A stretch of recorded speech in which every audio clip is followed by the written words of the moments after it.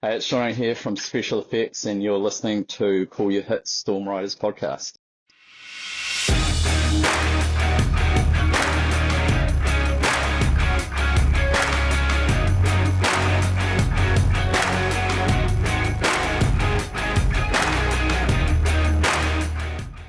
Thanks for joining us, everyone. As you heard in the intro, my guest today is Jonno Robinson, founder of Special FX Productions, an event production in New Zealand. They're the hosts of Operation Armoured Fury.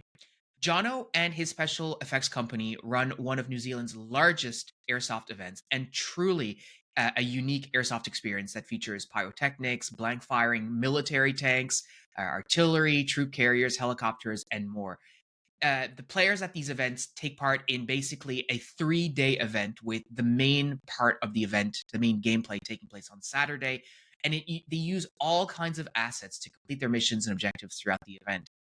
Jonno and Special Effects have worked with many, many partners to deliver this next level of, realism and an experience in realism in airsoft. To push it, and they push it one step further using the XM203 Boss unit from RDX Technologies, which we're going to get into today. But it's a device that adds noise, flash, and recoil to airsoft replicas, making them even more realistic. And it's a super cool device. Jonno and his company organized Operation Armoured Fury 2 last March in 2024. And so I'm excited to learn more about partnerships that they've forged, the experience that Special FX has been able to provide their new players, and to hear about what's coming next for Special FX and for Jonno and his team. So, Jonno, welcome to the show. Thanks, man. I'm super stoked to have the opportunity to come on and share a little bit about what we do. So excited, yeah. So just, and we were talking in the lead up to the episode, but just so our listeners understand, what's your experience with airsoft? How long have you been playing, and what was your experience, especially with Milsim, before starting Operation Armored Fury? Yeah, so I've been playing airsoft for 10 years now, and started, as a complete beginner. Had a little bit of experience with playing paintball completely socially. At one stage, me and a bunch of mates owned our own paintball guns, but I just hadn't run into the right people. Didn't realize that airsoft was actually played all throughout the country. And so when I stumbled across it, which was actually through my younger brother, it was. I went to my first game and it was an absolute no-brainer. And really, it's taken 10 years of experiencing airsoft to get to where we are today. And it's 10 years of learning. Like, it's understanding like what airsoft is in New Zealand, what players want, what players enjoy, to then kind of give us the confidence to be doing what we're doing now, which is a lot.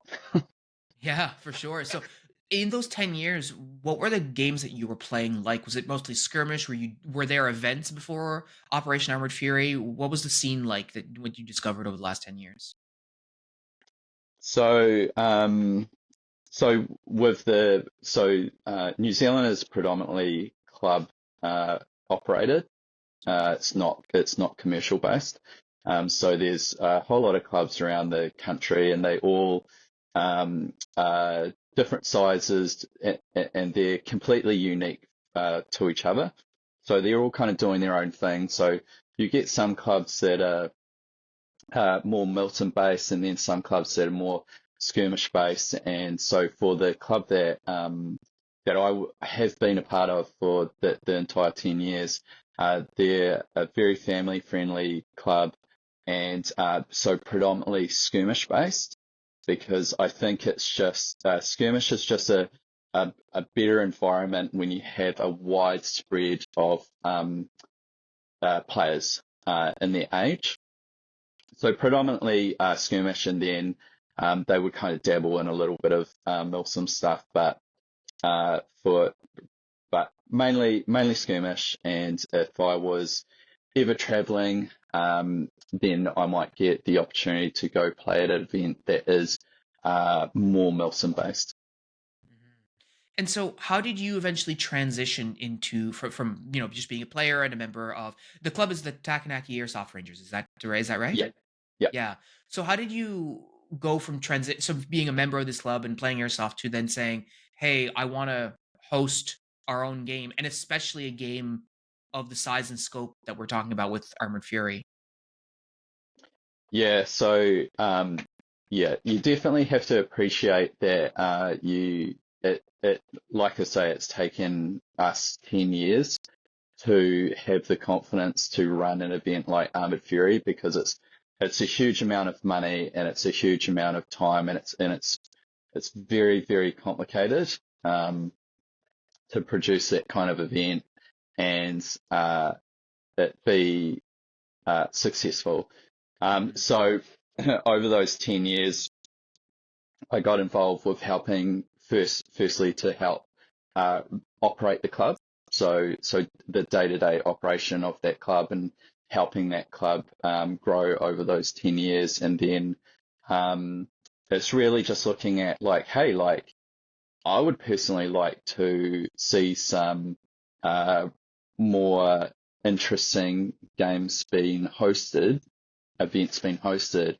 And so over those 10 years, it was just starting small and just slowly building up over time by running more sophisticated club days, then moving into doing some kind of like one-off events that are a little bit bigger, so some more inter-club stuff, going away to different events, and then yeah, basically those 10 years and I just like that's why I like to say confidence because it's just those little stepping stones. Mhm. So kind of like as I grew as a player, as I gained experience, then it got us to a point where we could have conversations with bigger organizations, businesses, and entities, and say, hey, look, like we're very serious about this. We would like to get all these people on board, bring them together to do this really big event. And it just took those years to kind of get to that point where we were like, right, we're going to do it and we think we can pull it off. Yeah, it's definitely, especially with the sort of the complexities and the amount of partners that you have involved, it's not something you can just really just drop into and say, hey, this is the first time we're doing it and we need to get everybody on board. But I'm curious to learn a little bit more. So, as I mentioned in the intro, and, if people research this, they'll find out very quickly that Armored Fury has a tank involved. You have a blank firing 13-ton tank. How do you get access to something like that? Like, what is the process that you follow to forge the relationships that make it possible for you to have access to fun stuff like that? I think some people like outside looking in can look at events and like honestly, I spend a huge amount of time researching and learning. Like if you want to get if you want to do something and you want to do a good job of it and you want to get better, the best thing you can do is learn. Like just doing Armored Fury does not mean that I know everything about running airsoft events. But what's really cool, and I kind of put this challenge to anyone that's thinking about it. Our actual starting point for Armored Fury and any event that we do is uh, find out what you want to do, find the people that can help you do that, and just ask them the question. Because the worst case scenario is if you go to someone, so in our case, someone that was a private owner of a fully restored Stuart tank, um, where it was as simple as uh, going to that person. And the other thing is like you have to approach it professionally. So that's just another thing I'd say is like just spend some time think about how you want to approach it. So when you do approach a company or an individual, whatever it might be, you're going to come across really well. and people are going to take you seriously. But we didn't know this person personally, so it was a Okay, wow. completely brand new relationship. And but we knew that worst case scenario, the the person was going to just say no. Hmm. That's the worst thing that could happen. And so if that's the worst thing that could happen, then you've really got nothing to lose. You've got everything to gain and nothing to lose. So the inception of Operation Armoured Fury was really a challenge that I put that me and my business partner put to each other. One was he knew how to get a hold of this person that owned this tank at the time, and I also knew a person that owned a replica Mustang. Um, and so we kind of challenged each other. I said, you go talk to the person with the tank. I'll go talk to the person that owns this Mustang, because we think those are a couple of things that would bring a real wow factor to an airsoft event. And I Hmm. said, at the end of the day, the worst thing that's going to happen is I'll say no. Yeah. But what we realized is these people are, uh, think the same as we do. They are very like-minded to airsoft players. There's a reason why you spend years restoring a military tank, and there's a reason why you get your pilot's license and do X amount of flying hours and earn X amount of money, so then you can own your own three-quarter scale P-51 Mustang. Hmm. So what we realized through two phone calls was when we pitched the idea, and they said yes, because that to them is exactly the same as what we think it's going to be. And they're like, that's just going to be a weekend where I can bring my tank out and do exactly what I've always dreamed of doing. And the same with the owner of the Mustang is, he knows full well that he's going to blast over an airsoft field. And we were able to give him the full brief of like, hey, we want you to fly over, do some gun runs. We're going to have pyrotechnics going off to simulate your gun runs and bomb runs. And he's like, why would I not want to do that?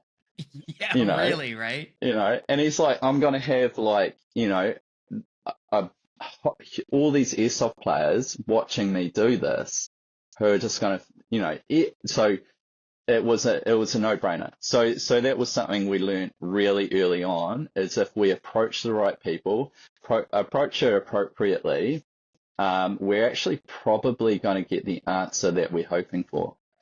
Mhm.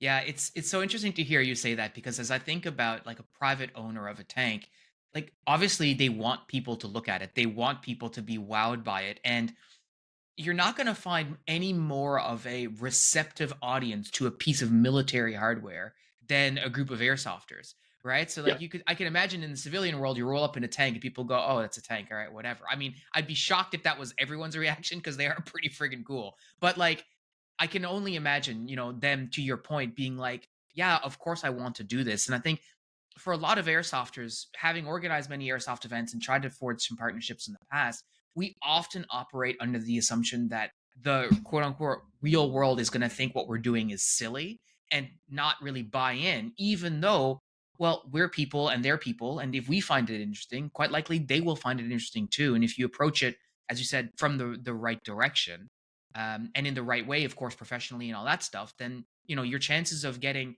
yeah, they still might say no. I approached a business owner recently about something, and they said no, and I said thanks for your time, and that's the end of it.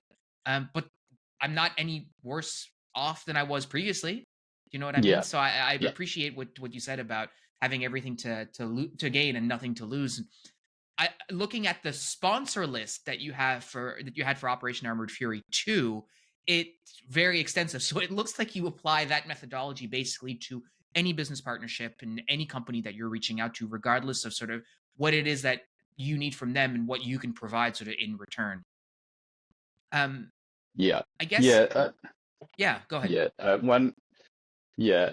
Another thing which we like, another thing we wanted to do is we're in this for the long haul. So what we really want to gain out of getting all these people involved is relationships. So we don't want to bring these people on just for a single event, and we don't want to bring sponsors on for a single event. Um, we don't want single serve situations is what can especially with sponsorship. It can be kind of like single serve, and what I mean by that is it's like, oh hey, can I have some free stuff from this company? So our approach was like, hey, look, like this is what we're doing. If you see value in what we're doing, we'd like to start a relationship with you, like a long-term relationship with you. And we would really like to all of us work together to get the best outcome. So that was another approach that we had that we thought was like really positive and going to be good for the community long term. And I feel like we got the sponsors that we did for the last event because we were just able to get across that, like, hey, look, we don't want free stuff. We really want to form a partnership and a long-term relationship with you, and we would like to see how we can grow this so it benefits everyone involved. Absolutely. And there's a saying, teamwork makes the dream work, and I think for a lot of this stuff, like what you're describing, is so important.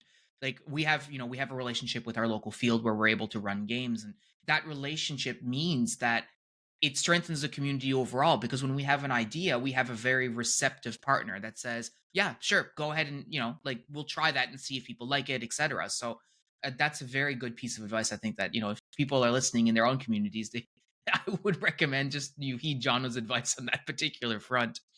Um, I'm curious, just in terms of gameplay and in terms of how it went, can you talk a little bit about Armored Fury 2? Like, I know that it was, it was a success the first time, and so you held the second edition. Um, sort of what was the last operation all about? If you can give sort of a summary, and what were some of the big lessons learned for you from that event? So it was so we had Armored Fury 1, and so we had the foundation. We knew that it was a really good, successful event. And other people also need to understand that you learn an immense amount, like every single event you go to. And listening to your podcast with Bo, like it's a forever challenge. Like there is no perfect event, Hmm. and if you want to grow to be like companies like American Milton and companies like that, you have to be open-minded, and you have to learn from every single event that you do. So the first one was really good. It kind of set the standard for what we wanted to do, and then sadly, COVID happened Hmm. and put the brakes on everything. So we came back with Armored Fury 2, and the challenge for us, like any other producer that's bringing an event back to the same AO as we did, is even though we had a break for 4 or 5 years between the first and second one, we still wanted it to be fresh. Hmm. So we still knew that we were going to get the players, the player base that were coming back, that enjoyed the first one, wanted to come back for the second one. But and even though there was quite a big break between them, we wanted those players to come back and be like, oh wow, okay, the event's bigger than it was the first time. It's different than it was the first time. To also show the players that we want to keep evolving. So it was bigger, so it was logistically a lot more challenging. It was immensely expensive to produce this event. It costs a horrendous amount of money. which is again for us always very nerve-wracking because we're committed to doing that. And but yeah, so we change a lot of things. It's a 3-day event, so with an event that we do, there's a huge amount of safety that comes with it. So for OPAF 2, we had 2 tanks. We had a blank firing artillery gun. We had an anti-aircraft gun that was blank firing. We had a Little Bird helicopter. We have pyrotechnics. So there's a lot of things that have risks associated to them.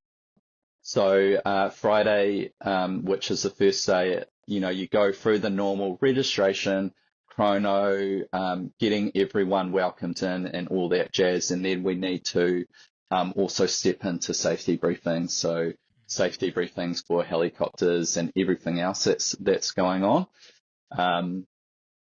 So as you know, it's very difficult to keep to schedules and things like that. So we basically have to dedicate the first day to making sure all of that happens. We get everyone in. Everyone has to go through all those safety briefings because it's just a massive liability for us. And at the end of the day, we want everyone to turn up, have a fantastic time, and go home. Like that's our goal. Is our biggest goal is we want the player to turn up and go, wow, like this is going to be awesome. And then the moment that they leave, we want them saying that, man, like that was just a fantastic 3 days. And Right. hey, you can't please everyone, but that's our goal. Is that everyone has an awesome time, and that we host people. That's what we're there to do. We are there to host people. That's our job.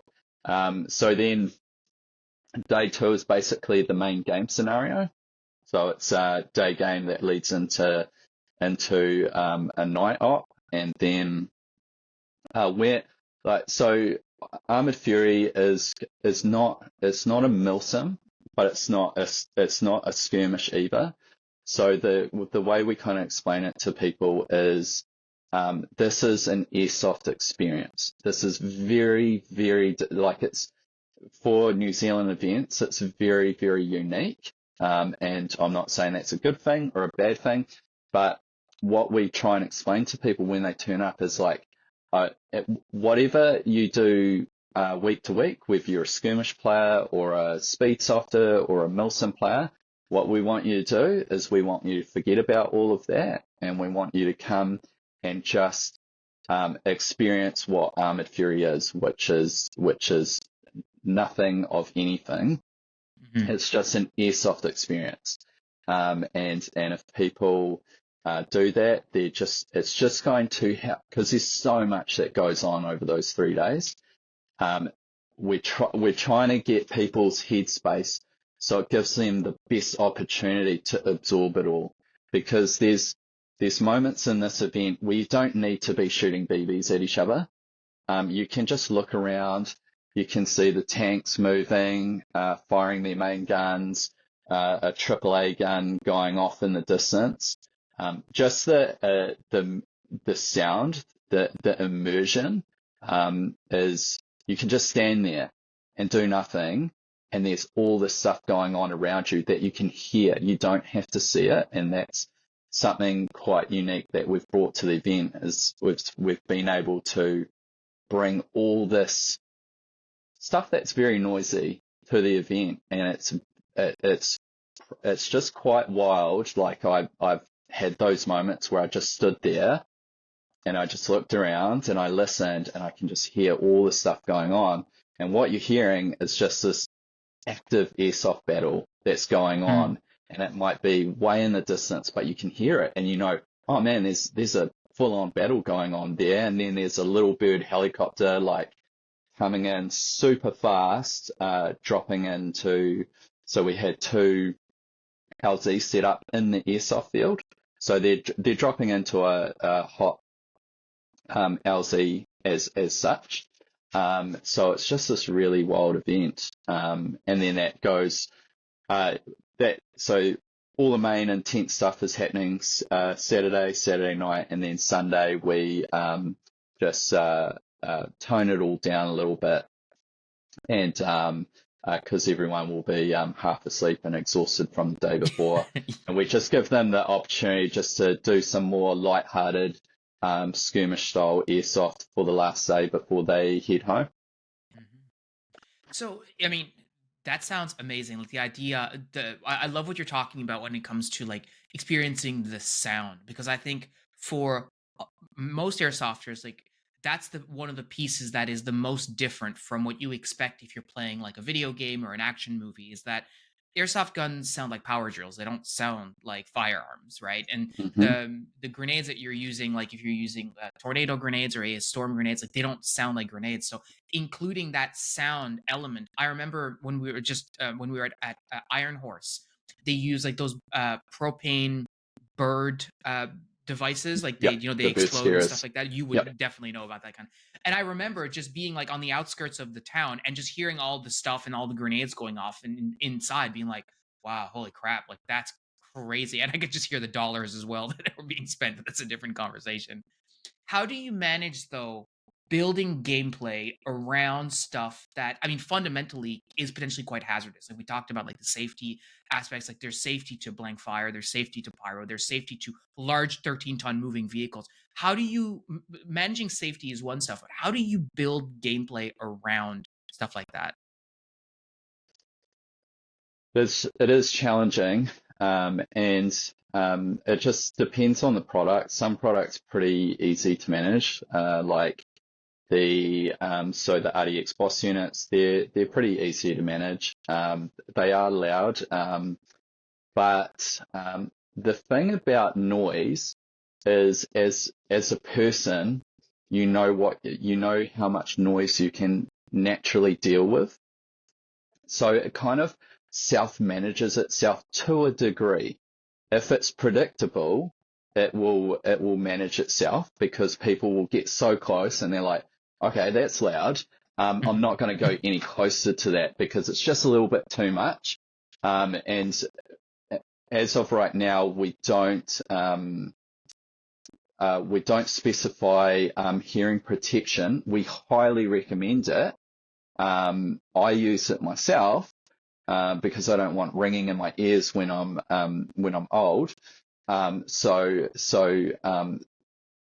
It's for anyone that's worn noise cancelling hearing protection. It's really weird. You get really disconnected from how loud something is because the hearing protection just does such a good job. And even once in a while, I'll kind of remind myself, like, how loud is this? And I'll kind of pull my headset off and I go, oh, yeah, that's quite loud. I'll put it back on. So like, we highly recommend hearing protection. There's just certain, so the two things we're trying to achieve with gameplay, and these things go hand in hand. One is safety and the other one is immersion. And they have to balance each other. You can't have too much safety because then there's no immersion, or it makes the immersion super dorky. And people don't believe it, because you still need an airsoft player to believe in what's going on, because that creates the immersion.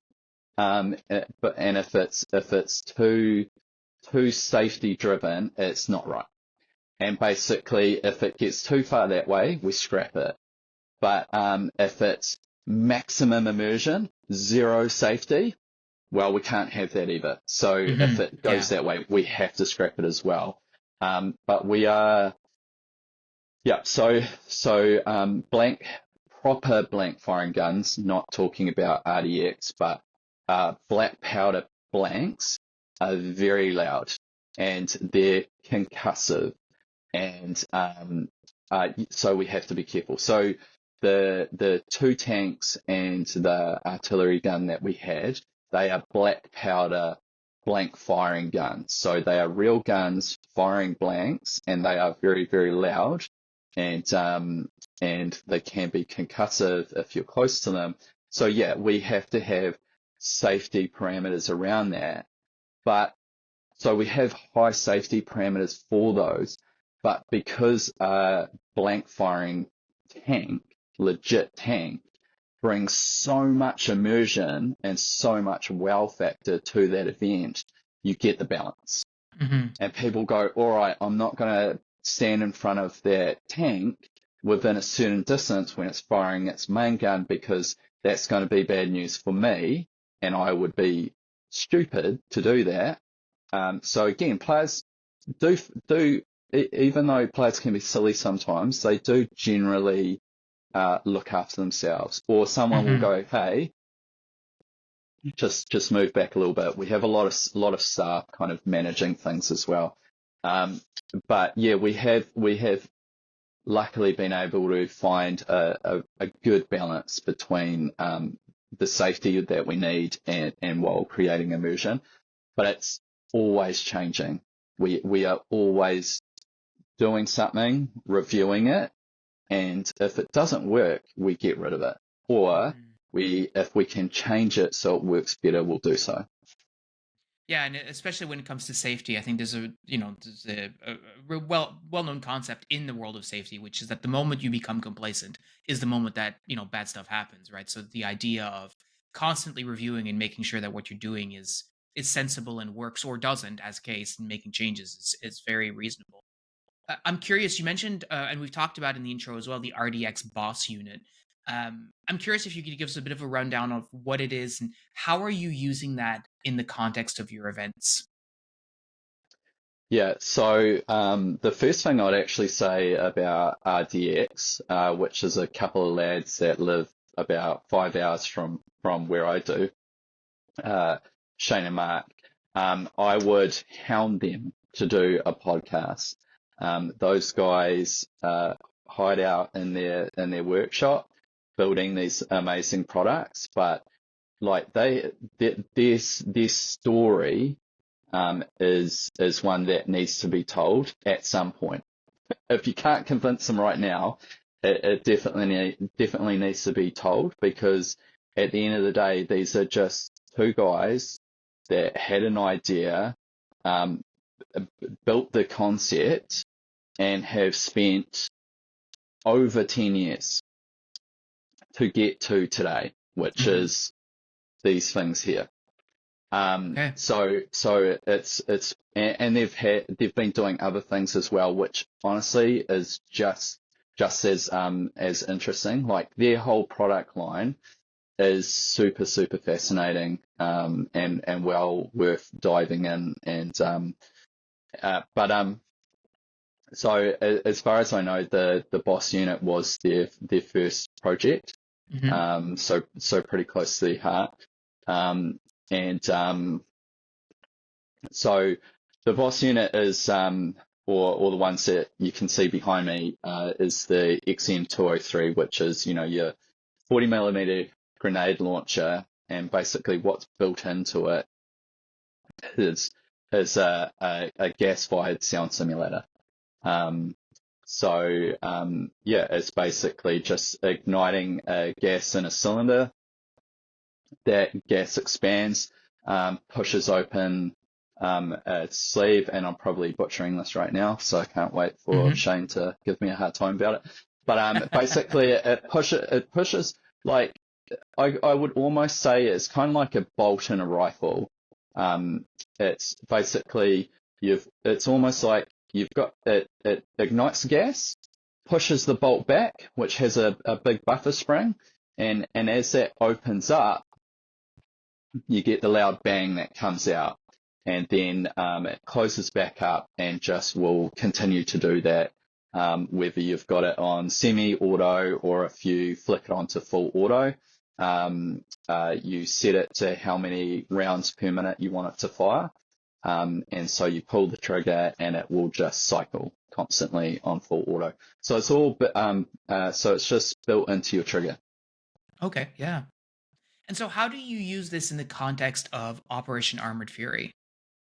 So, so we've got a partnership with RDX. So when they came to Armored Fury 2, they brought all their product line. So some of their product line is mostly tied up with the New Zealand Defence Force, so it's not publicly available. So for an airsoft player, they can buy the Boss unit, the M203.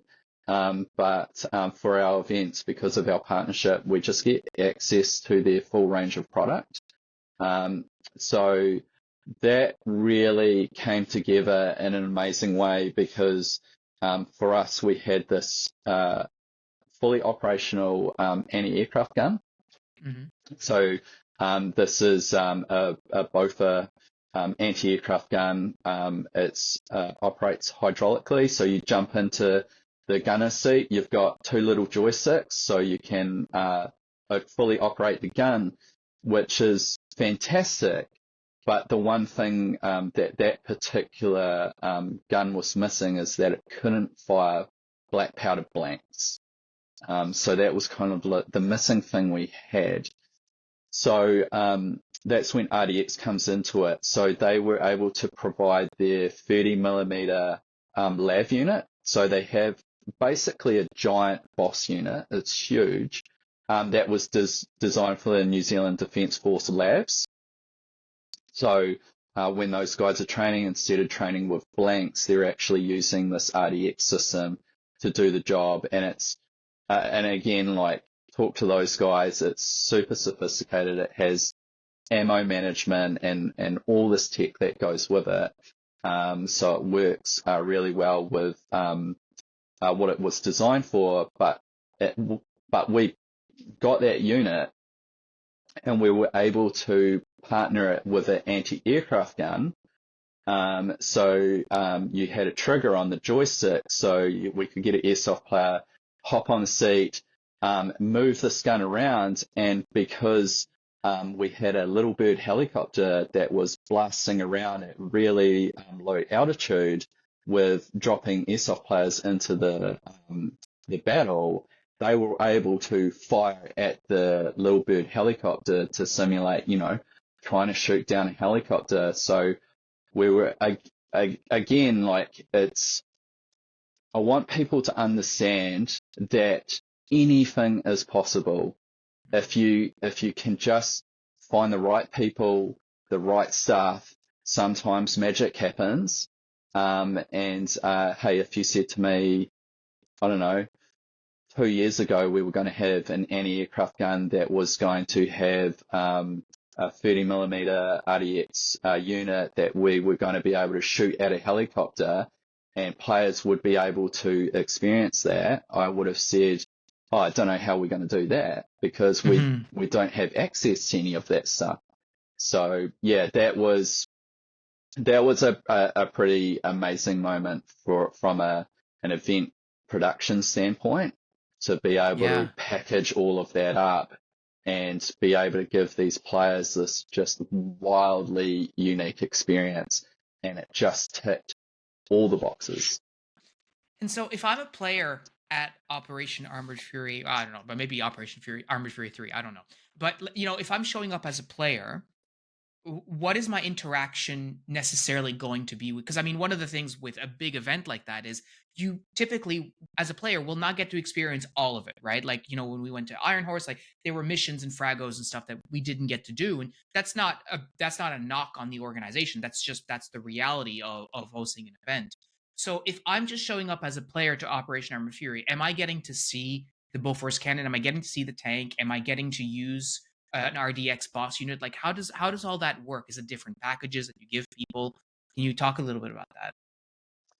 Yeah. So you're right. It is immensely challenging, and I'd say, like, our particular AO for Armored Fury isn't as big as Iron Horse, but it's always a challenge, and that's that. So what we have to do is, like, after an event, we need to talk to the player base and go, what was your experience? Like, what did you see? Was there anything that you didn't see? Is there uh, how, and then we can dive deeper and say, and talk to the players that have been to both events and say, hey, look, can you give us some feedback on what you thought of the first one versus the second one? Because they're all so different from each other. And then out of those conversations, pull out all the things that would then make the third one better. So with our particular AO, there's you should be able to experience everything. We did have a couple of players that missed out on some pretty key things at the second one, so that's something that we want to make sure. And honestly, it can be really, really little things. Like just in regards to the anti-aircraft gun, you will hear that across the field. But it's so interesting that someone can't find it because they're not familiar with the AO. They're still trying to understand the map. So we give every single player a map of the AO.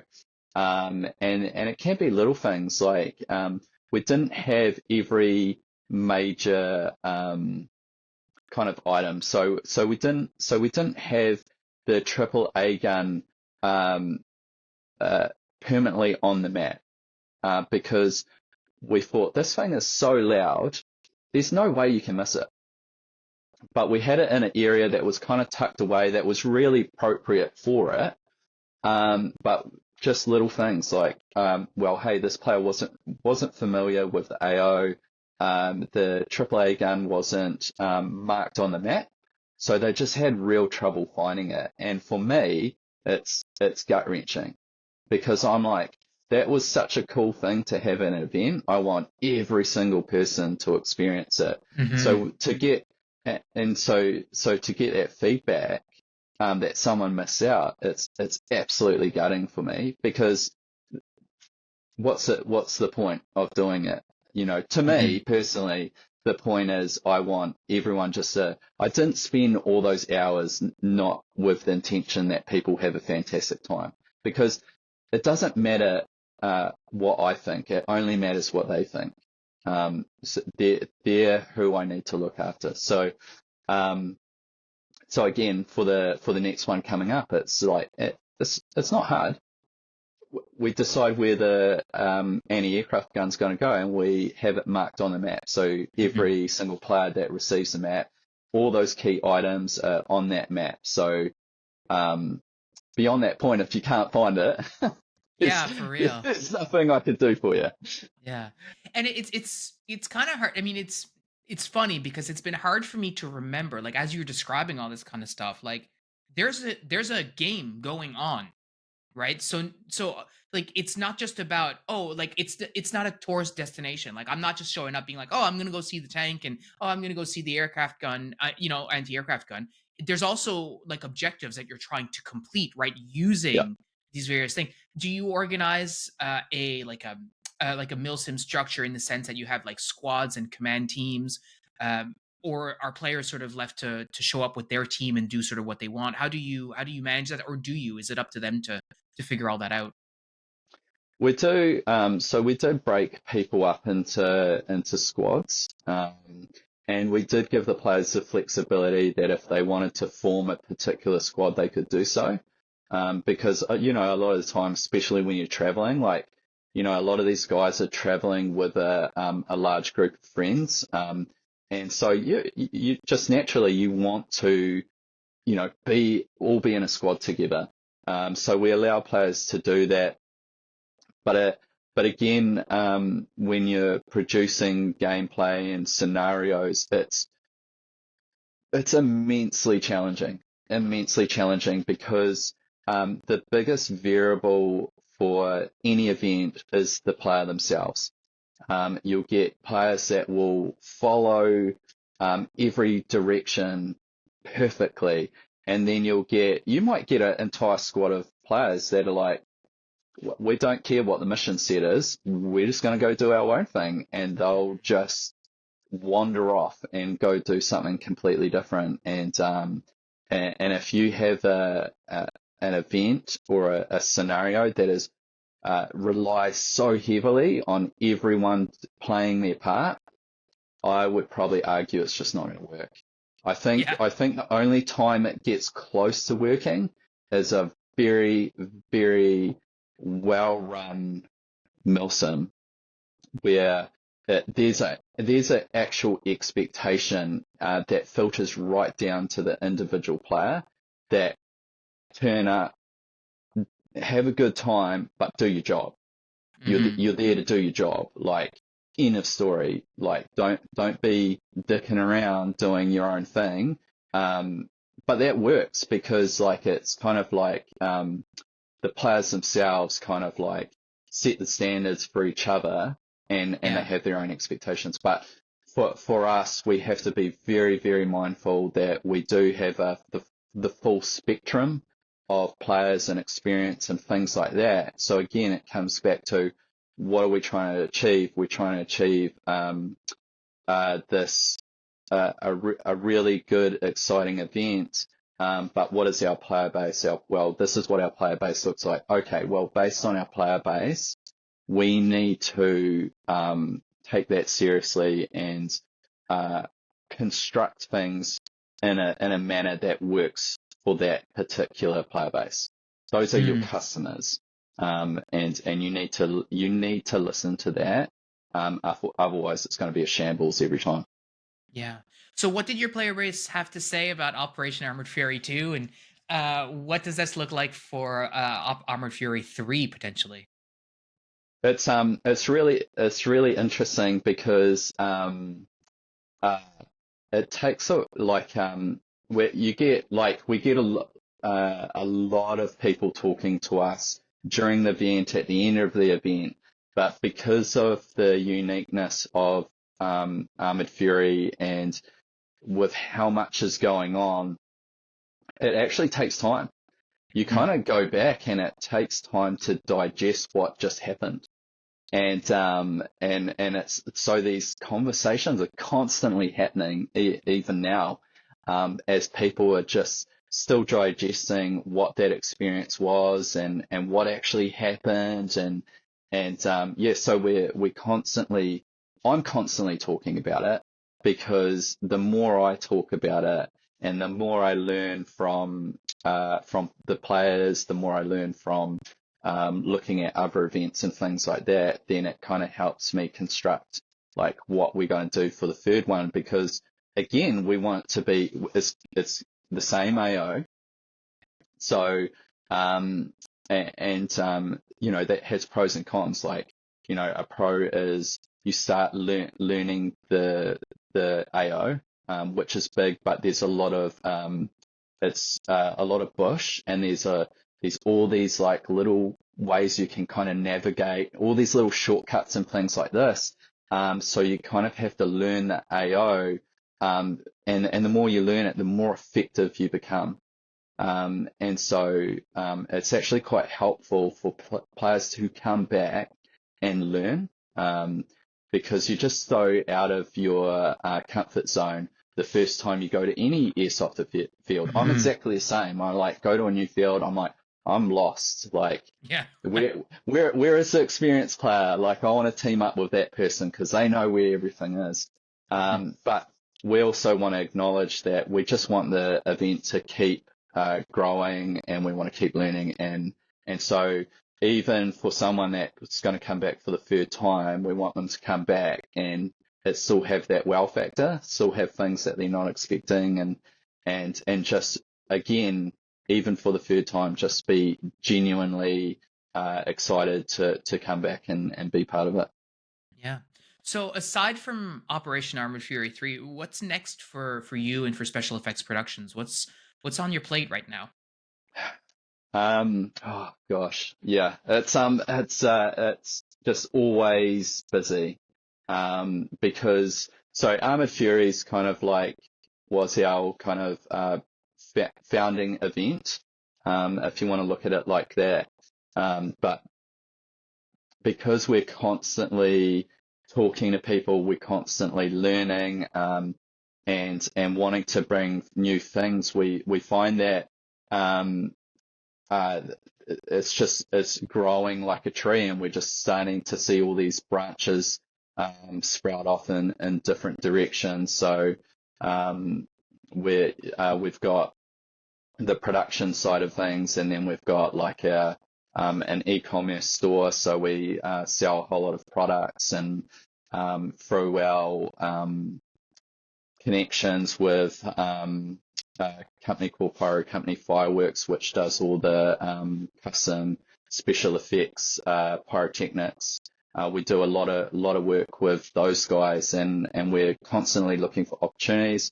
So, for example, just recently we've finally just launched an M18 replica smoke grenade line, which is a pyrotechnic smoke grenade, long burn time smoke grenade that we've been able to bring to the market. That is obviously great for our events, but it's also great to be able to provide that for the airsoft community, because in New Zealand can be a little bit strict at times.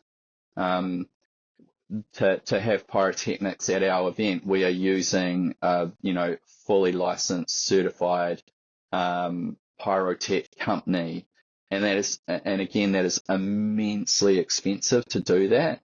But if you're really serious about producing an event that has big stuff, has a wow factor, one of the biggest things we've learned is get involved with experts. So I'm not a pyrotech expert, but I find the person that is, and I say, this is what we want to do. You're the expert. You tell me what we can and can't do. And is there, and again, form that relationship, and then that relationship develops into them being able to import in these smoke grenades for the airsoft market. So that's awesome. So, and some of the stuff just takes time. Some things take years. But again, because we're in it for the long haul and we want those long-term relationships, like there is a massive reward at the end of it, which is having more fun on the airsoft field. And those are, and being in an event and seeing the player base with like all their M18s and, and they're using them and they're enjoying it. Like for me, that's the moment for me to be like, cool, like we've done something that's really, really positive for the community, and we're getting to watch the community enjoy it. So and we're also Armoured is not the only event we're looking to do.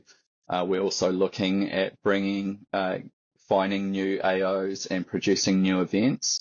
The other great thing that we're able to do is, even though we kind of produce our own events, because of the way we've structured the company, where we have the opportunities to then partner with other event producers. So we can kind of attach ourselves as a company to them.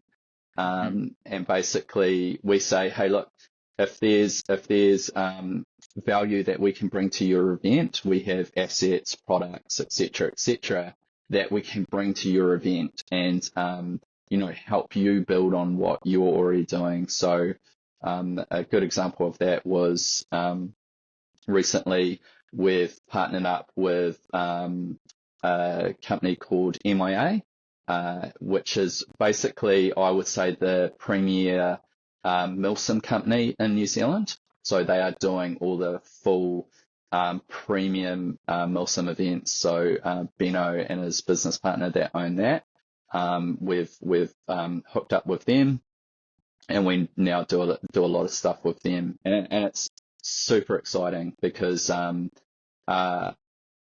I really enjoy seeing what other producers do. Just genuinely see what they're doing, because they're trying to do something positive and they're trying to bring something new to the airsoft community. So I think for me personally, it's a real privilege to be able to be a part of that in any way, shape, and form that I can. So that's been really exciting to be able to do that with other producers. I'm curious because next week on the podcast, I'm talking to the Aussie boys who are coming at the end of October for their Operation Rising Tiger. I'm curious, have you heard of this group of players coming from Australia, and is that something that you've been a part of, or that you're interested in being a part of?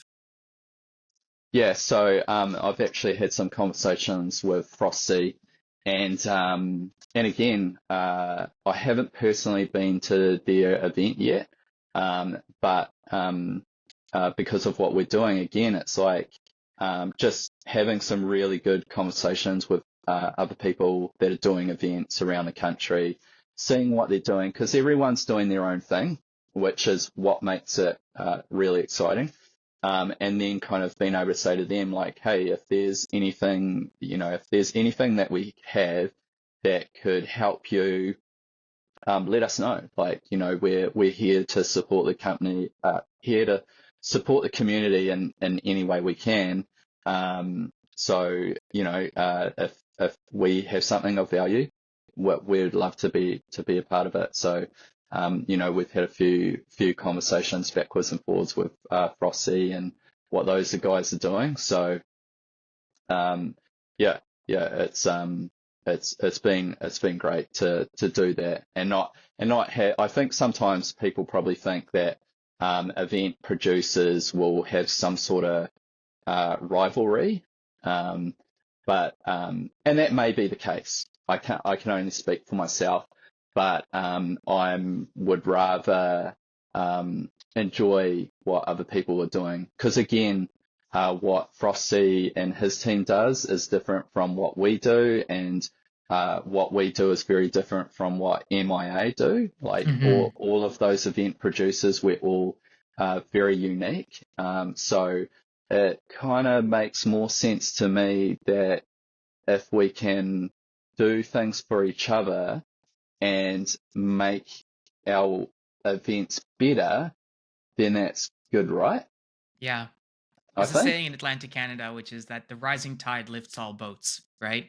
Yeah. And that I think is, there's so much under the banner of airsoft that but it's also so niche that there's no, in my opinion, there's not a place here for like competition and trying to like elbow people out and stuff. We need everybody, especially, I mean, maybe it's not the case in the US, I can't speak, but I know in Canada where the community is so small compared to, like, we need all all the players to be participating, right? So yeah, Yeah. it's always amazing to me to hear how much you guys have going on in New Zealand and with Australia as well, because prior to this podcast, like, that's not something I would even thought of, and now you guys are doing ops with helicopters and tanks, and it's just absolutely unreal. Really, really cool stuff. Yeah, and I mean, as you know, with Frosty and anyone that's in Australia, like, airsoft is not a thing. Yeah. Like, you pretty much can't play airsoft. So I'm not sure if every single state of Australia is banned, but I know majority of Australia is banned. They've got gel blasters, but I mean, I think Frosty said it's like their 10th year anniversary. So they come to New Zealand to play airsoft. Yeah. So it's a whole nother level of commitment. Like, and like, we're again super, super fortunate in New Zealand that we've been playing airsoft for years and years and years. But there's, a country that's not that far away from us where it's like you cannot play airsoft. Hmm. So, and we have Australian players coming over to attend Operation Armoured Fury, and that's amazing. Like, Yeah. I just take my hat off. Like, that as an event producer, I'm stoked. I'm like, because I understand that there was a massive financial commitment for that one individual to attend, and I pay attention. Like, I can see where all the entire player base, where they're coming from. So if I see someone that's coming from the bottom of New Zealand or coming from a different country, I'm it's it's very humbling because basically what that's told me is that they have put their trust in me, that what I have said I am going to do and what I've advertised is enough for them to spend a lot of money to attend that event. And I take that really, really seriously. And I do really want them to have a good time, and I'd be mortified if they didn't. But yeah, because I'm not traveling to another country to attend an event as much as I want to. Mhm. But yeah, I absolutely take my hat off to all of those guys for making that commitment. It's amazing. It's a hats off to you as well for organizing it, because they only have faith that you can deliver because you have been delivering, right? And you said, I'd be shocked if they didn't have a good time based on everything that you've described to me. So, yeah, Jono, thank you so much for being here and sharing all of this with us. I think it's just so um it's so cool and so inspiring to see people not just be able to do that, but to share the message that you have, which is that basically anything is possible. You just got to ask and build those relationships. I think is just tremendous. So once again, thank you so much for being here to talk to us about that today. Yeah, no, I really appreciate the opportunity. All right, and thank you so much for listening, guys. That's all we've got for you this week. And next week we'll be talking to the Oswan guys about their operation in New Zealand as well. So tune in for that. But that's all we've got for you this week. Take care. We'll talk to you next week.